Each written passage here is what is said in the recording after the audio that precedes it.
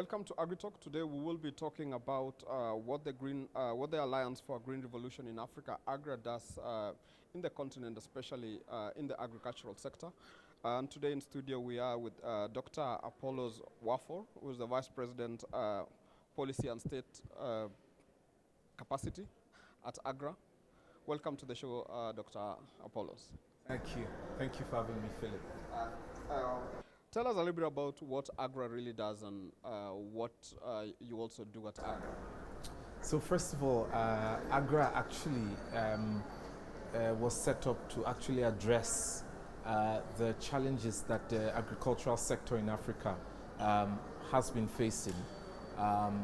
Set up in 2006 in memory, or rather by the late Kofi Annan, the former UN Secretary General, who was deeply concerned about the fact that Africa has great potential to feed the world, but was rather importing much food and not growing its own food to be able to actually feed itself.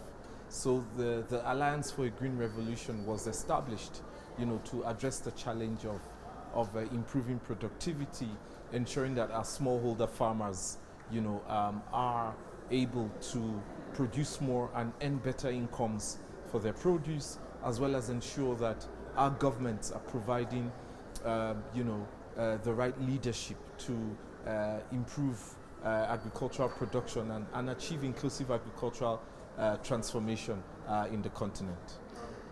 So in terms of what you've told us, what has been achieved so far? I think over the years we've seen great achievements.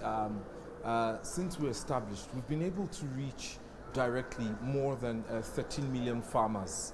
We've also indirectly through our government and state capability interventions been able to reach over 15 million farmers in the continent. We've actually seen increase in uptake of new seed varieties that are improving productivity. We've also seen increased government investments and private sector engagement in the agricultural sector. We've seen our smallholder farmers being able to understand the value of technology in improving farming practices, as well as improving the lives of women smallholder farmers over time in the continent. I think these are just a few. There are more achievements, some of them which include the fact that we are seeing accelerated progress with the continental commitment to transform agriculture through the Malabo Declaration under the Comprehensive Africa Agricultural Development Program, as well as seeing that there's been some improvements in foreign direct investments to support agricultural transformation in the continent. Talking of the Malabo Declaration, African countries were supposed to at least, was it 10% of yes, their 10% budget of their national budget allocated, yes. How far is it? How many countries have been able to meet this declaration? I think if you look at the latest CADEP report of 2019, it demonstrates that there's been progress. A number of countries have moved towards 10%, but I think there's more that still needs to be done. But we need to appreciate the fact that countries have moved. Some countries have actually achieved more. Countries like Rwanda, countries like Ghana, and a few others. But the issue is, there's been competing interests, across the board. But I think that taking innovative approaches, to financing agricultural transformation remains important, and that's one of the things as AGRA we have facilitated, and provided support, in one way or the other to some of these governments to ensure that we're meeting with, or that they're able to meet the CADEP commitments and transform the agricultural sector across board. Okay. What are some of the challenges that is slowing down this process? I think first of all, there's been, there's if you want to take a political economy approach, sometimes it's probably a change in administration, and how governments are able to prioritize, the agricultural sector within government business. So, for example, we know that in countries like Kenya, the government has a big four agenda, and agriculture is one of that agenda. So with that, the government has been able to pour in investments through the Kenyan 9 flagships, to drive agricultural transformation in the country. So we see that sometimes that could be one way or the other a challenge. A second is the financing. There's been issues around being able to mobilize investments, because we know that governments are not able to finance everything they desire. So mobilizing private sector investments, looking at development partner funding, is critical, and that has been one of the challenges, to agriculture, to meeting the CADEP commitments within the set period. A third is around the fact that we see, low uptake of technologies. We know that technology-driven growth, is critical. Now, you and I know that we're now in the 4th industrial revolution, which is digital and technology-driven. Is no longer an issue of manual labor or taking the hoes and the cutlasses to the farm. It's about how we're able to use technology to improve production, ensure better quality of the food we produce, and that we're keeping that food in a way that it's usable, it's eatable, for the citizens. So it's I think there are others, but technology, mobilizing investments and political economy are some of the challenges that we face. Okay. Do you believe that Africa will, one of these 5 years, be able to feed itself? Africa can, we can, and we're very positive about that. But I think that as much as we're positive about that, we need to take action, and I think that's where a lot of work has to be done, because we're very clear about Agenda 2063. We're very clear about the CADEP commitments, which comes to an end by 2025.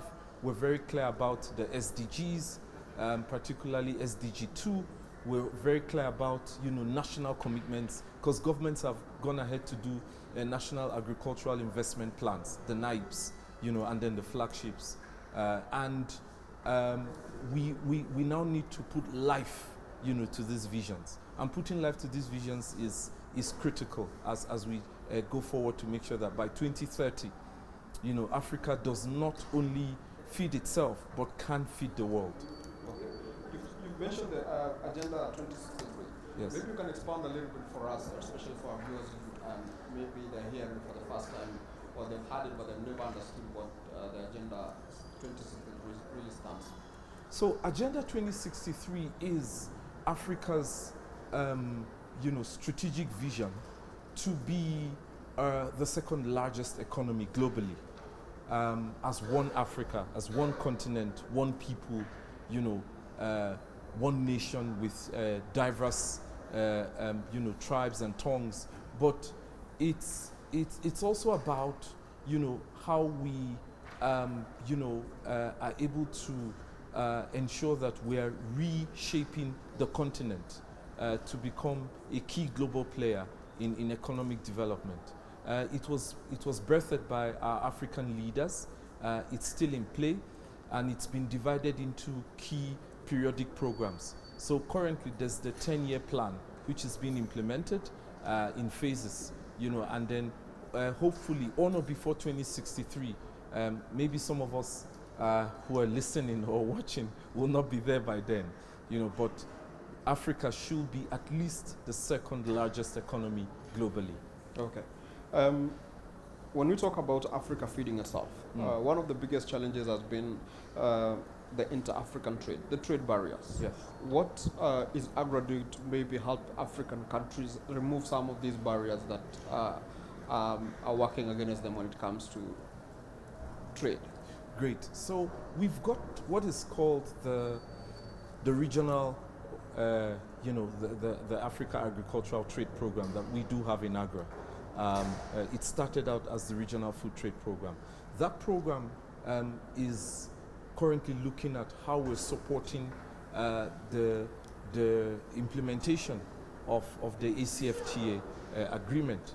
We know that that came into force on January 1st this year, given the fact that more than 2/3 of Africa's, of the AU's member states have all, deposited their instruments, and quite a number of countries have actually ensured domestication and implementation at the national level.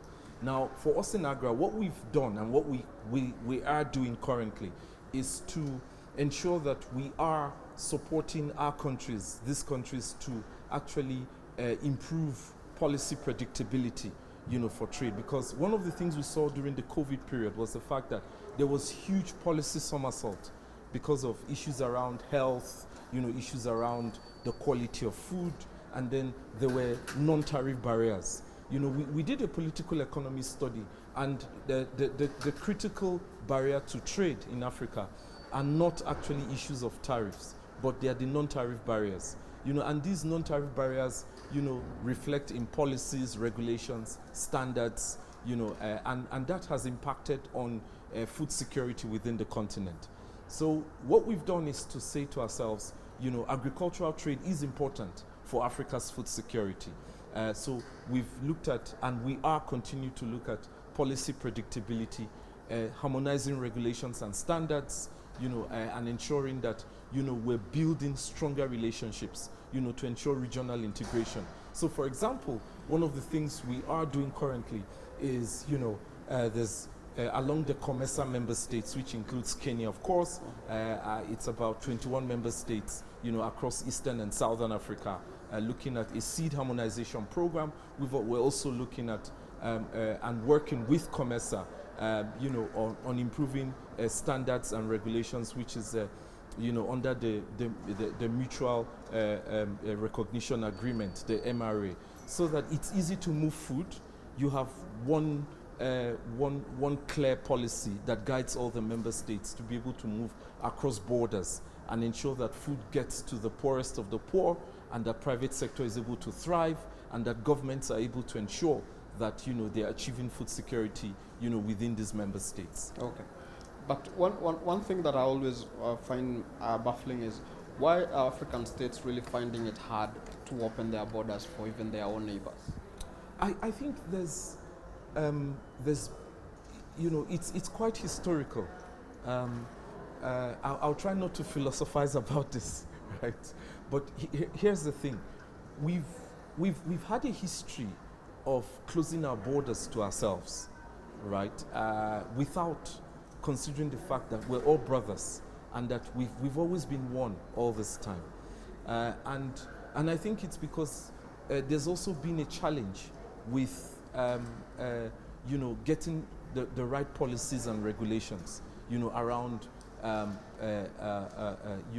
border management, issues around from sanitary and phytosanitary regulations in movement of goods, which has affected trade. But I think we need to take it more to the strategic level, where we've also had a challenge of movement amongst people, right?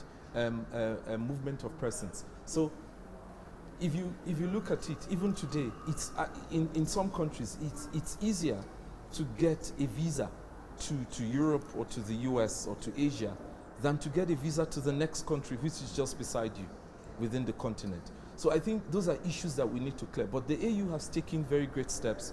We know that there's work going on an African Union passport, just like you have the EU passport. There's also the issue of the ACFTA itself, which is having Africa as one trade area where, across borders, there are no more barriers. So I think there's work that's going on because our governments are realizing that, this has been unhelpful for our economic growth. So I think what needs to happen now is to accelerate, some of these initiatives that are going on, from the ACFTA measures to a free movement of persons, to actually to ensuring that we have non-visa measures that allow people to move freely within the continent, and then improve continental security, because national security and in a broader sense national interest has also played out in all this. Okay, let's talk about let's go back to technology a little bit. As you said earlier on, we are living in the fourth industrial revolution. Do you think African countries is really taking advantage of these technologies, the internet? We've seen these days I can buy goods via the internet.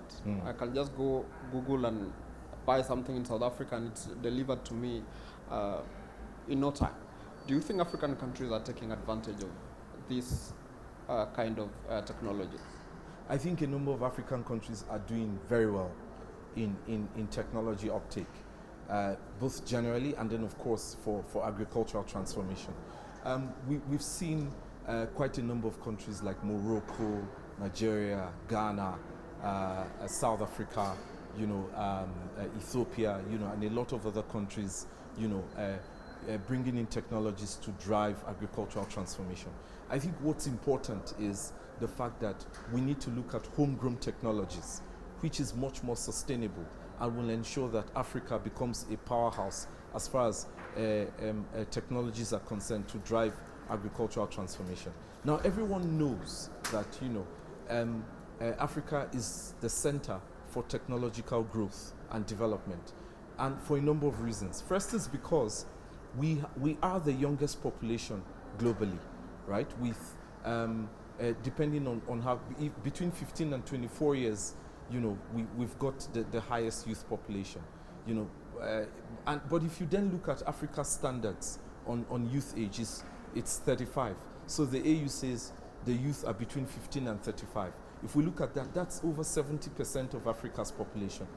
That is, a fertile ground for technological development. We are now seeing the growth of technology hubs, across the continent, from Lagos to Nairobi to Johannesburg, even to cities like Maputo, Pretoria, as well as Antananarivo so we're seeing technology hubs coming up, and what needs to happen is we need to have the right policies and frameworks to encourage our young people to come up with these technologies and ensure that there is an investment fund to drive them at scale. So we see demonstrations happening, but there's been a low uptake from our governments and private sector to drive some of these technologies at scale. One of the things that has made technology to thrive, in other continents, has been because there's a government interest to support those who are able to come up with innovative ideas, even if they are just ideas on paper. Then they bring in, experts to support that idea to make that technology a reality. So I believe that in the agricultural sector, we're beginning to see growth in that aspect. And what we need to do is to ensure that we're investing more, in those technology hubs, for agricultural production, to drive logistics and trade, and ensure that, that is contributing to economic growth and building back better for the continent. Okay. So what is AGRA doing to help maybe these governments embrace these technologies and help their young people take up the technology? Basically, AGRA was set up to drive technologies because we believe that technologies will help us accelerate and improve productivity, which then ensures food security for the continent. Over time, we have ensured and worked with researchers, with governments, with private sector, to look at technologies in seed varieties, to look at technologies in improving extension services, to look at technologies in actually, getting the right input blends, to ensure that yield is increasing for smallholder farmers, across board. And even looking at technologies that improve performance management of agricultural systems within the continent. And we've seen progress along those lines. More seed varieties have been released. We've seen most fertilizer blends that are fit for purpose depending on the soil mapping results that we do get, as well as ensuring that we are looking at how that technology is driving SMEs, the small and medium scale enterprises, to be able to thrive better in the markets,